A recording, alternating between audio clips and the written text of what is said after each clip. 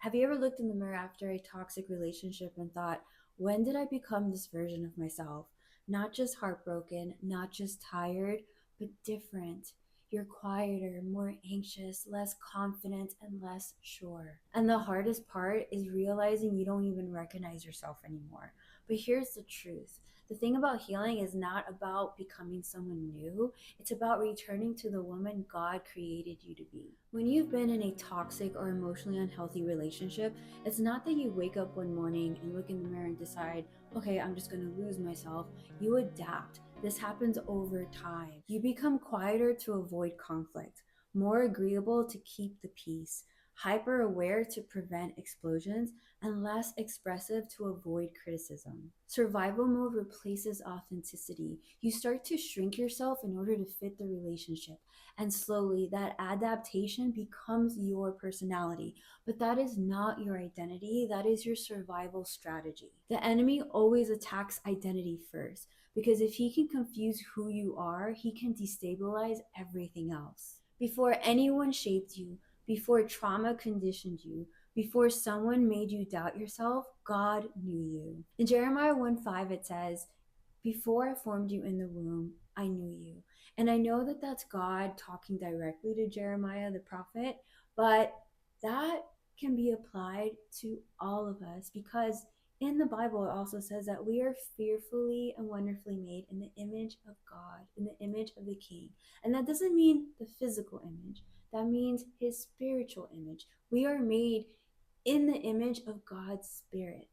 So our spirit was created before we ever came to this physical world. So your identity was established way before that relationship ever touched it. God created you secure, expressive, wise, discerning, strong, soft, confident, and whole. In Psalm 139:14, it says, you are fearfully and wonderfully made, not small, not fearful, not confused. You are wonderfully made. God never designed you to survive love, He designed you to thrive in it. Identity erosion doesn't destroy you, it covers you. Gaslighting adds confusion, trauma bonding adds attachment, fear adds compliance, and shame adds silence, while abandonment wounds add desperation. But those are layers. They are not your name, they are not your calling, and they are not your design. Becoming the woman God created you to be isn't being dramatic. It's quiet, intentional, and daily. And it looks like rebuilding self trust in small decisions, saying no without over explaining, journaling your real thoughts without filtering, spending time alone without panic, rediscovering hobbies you abandoned, and letting yourself speak fully again. Romans 12:2 says, be transformed by the renewing of your mind. Renewal means replacing old lies with new truth. Like, I am not too much. I am not hard to love. I am not behind, and I am not broken. Healing is remembering who you were before you were conditioned. And that's something that I spoke about earlier, that whenever the enemy tries to put lies in your head, that you combat it with the truth.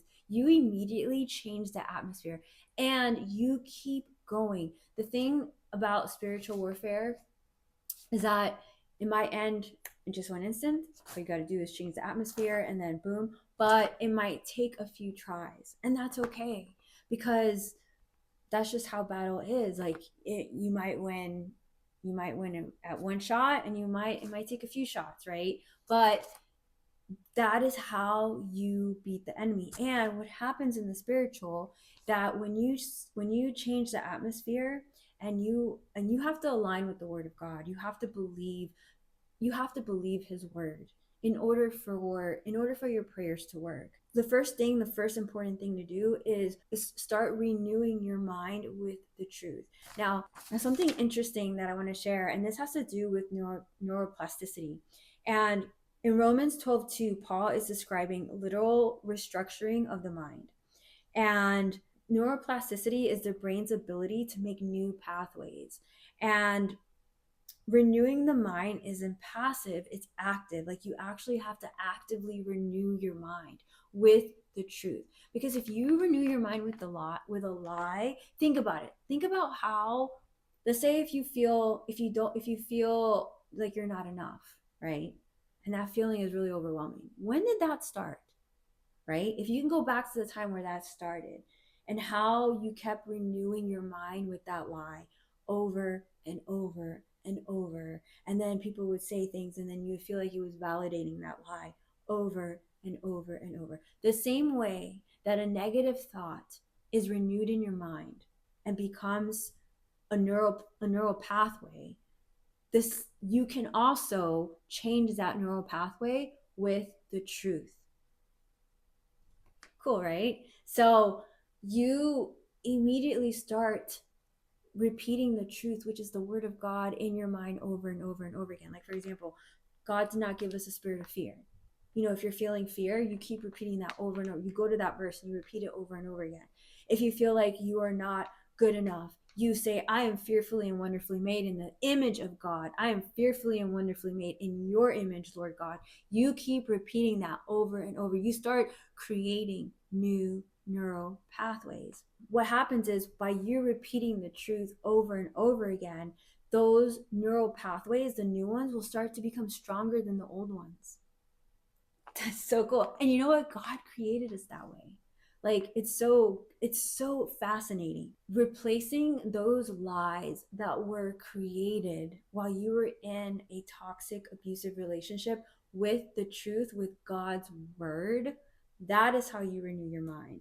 And then a great way to anchor your identity in Christ is to find verses that speak of how much God loves you, how he sees you, and also who God is, right? So some great verses are, for example, Romans 8:38 through 39. They express God's love, that you are loved and secured. In Ephesians 1:4, that you're chosen. In Psalm 139, that you're fearfully and wonderfully made in the image of God. And Jeremiah 1:5, that you are known, that your identity and your spirit, that your spirit was created before you were created in the womb, and God knew you. You are known. And 2 Corinthians 12:9, that you are strengthened by him. There's so many verses in the Bible that you can go to that just express God's love, that express who he is to you. And when you start anchoring yourself in Christ, the enemy doesn't stand a chance to break you down again like that. No, he doesn't. And daily anchoring means returning to these truths every day. Something that really helped me when I didn't really do this to memorize scripture. I just kind of did it so I can like see it every day and repeat it. But in doing so, it helped me memorize these verses. Writing verses on sticky notes and placing them on my dining table. At my dining table, like that's where I do everything. Like, I eat, and then I study, or I research stuff. So every morning, and every time I sit down to eat, and every time I sit down to either work or take notes or something, I see those verses, and it's helped me remember them, a lot of them actually. And that's just a great way, because when you write it out and you see it visually every day, you start remembering it. And you also have to say it out loud as well. So the combination of writing them, putting them up, seeing them visually every day, and then saying them out loud helps you remember. And speaking of Psalm 23, in verse 3, it says, he restores my soul. When you restore something, you bring it back to its original condition. God doesn't just patch you up, he restores you completely. In 2 Corinthians 5:17, it says, you are a new creation, not because you reinvented yourself, but because God rebuilt you. The woman God originally created you to be is not gone. She's underneath the layers, and with time, truth, and healing, she reemerges. If you feel like you lost yourself, you didn't. You adapted. And now you get to choose differently. You get to grow. You get to heal. You get to rebuild, and you get to return. Becoming who God created you to be isn't about striving. It's about shedding what was never you. And that woman, she is still there. Love, thank you so much for watching. I really hope you enjoyed this video. And if you like this kind of content, please remember to like and subscribe. And don't forget to check out my free 5-day self-worth reset devotional. I will link it down below in the description box. It's just a great way to, one, get closer to God and to realize the way that he sees you and how much he loves you, and to help you build up your self-worth and just do a reset.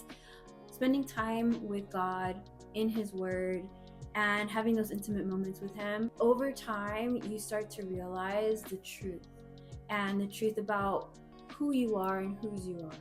And when you know the truth will set you free, and the wiles of the enemy, they don't stand a chance against your authority in Jesus. Ladies, I really hope you enjoyed this video. I want to remind you that God absolutely adores you. He loves you so much. And I love you, and I hope that you have the most amazing day. Have a blessed day.